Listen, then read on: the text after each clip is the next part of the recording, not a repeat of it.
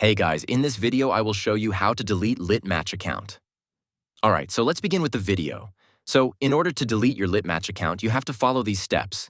First, open the Litmatch app on your phone and log into your account.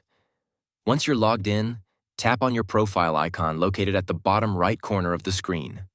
From there, look toward the top right corner and tap on the settings icon, which looks like a small hexagon or gear-shaped icon.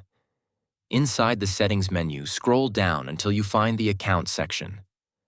This option is usually located near the bottom of the page. Tap on it and then select the delete account option. At this point, Litmatch will ask you to confirm your decision. You'll be shown some important information, including that all your personal data will be permanently deleted, any VIP or in-app purchases will be removed.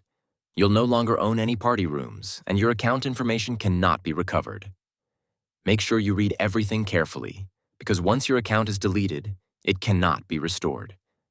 If you're absolutely sure you want to proceed, tap on Agree, and your Litmatch account will be permanently deleted. And that's it. So that's basically how you can delete Litmatch account. So that's all for this video. See you in the next one. Thanks.